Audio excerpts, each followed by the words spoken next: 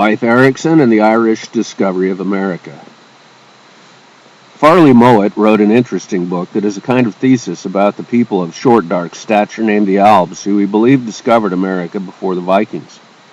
Having written a science fiction novella named Just Search for the Spirit in 1994-5, with a broadly similar theme of Irish explorers discovering America as the first Europeans before the Vikings and the notorious outlaw Leif Erikson, I was very interested in Mowatt's book.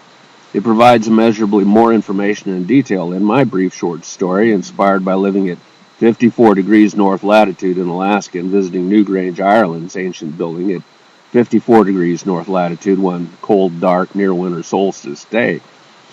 It is well known from history that Irish Celtic monks were the first settlers of Iceland and that they were later slaughtered by Vikings who took up residence there.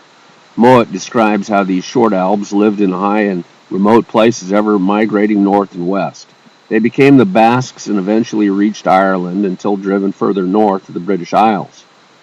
The Albs were fisher people, and they built solid settlements in these remote locations, such as the Orkneys, that were worth Viking plunder raids.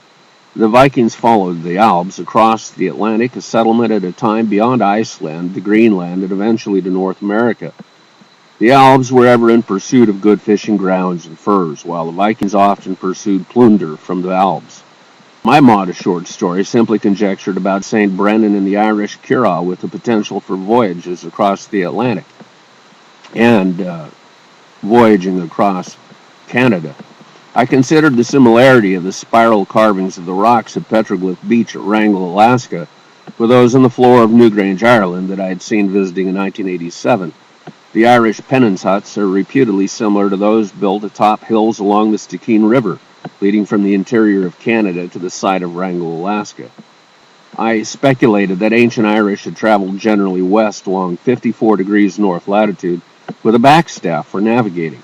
Mowatt did not read my story, of course, but fully developed a magnificent historical thesis examining how the Alb Irish settled west ahead of the Vikings and eventually merged into the people of Newfoundland. Mowatt's very interesting description of Viking Iceland relates that Leif Erikson was outlawed there, having killed some fellow Viking settlers. He had little choice but to go a Viking farther west in pursuit of the Albs. He did, of course, reach North America on one of his voyages. Mowatt also examines the stone remnants of walls upon which were set upside-down Viking longboats used for winter shelters from far northern Canada and to the south.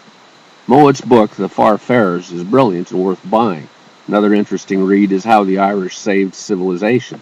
That book is about the Celtic reintroduction of Christianity to northern Europe and the foundation of several monasteries there.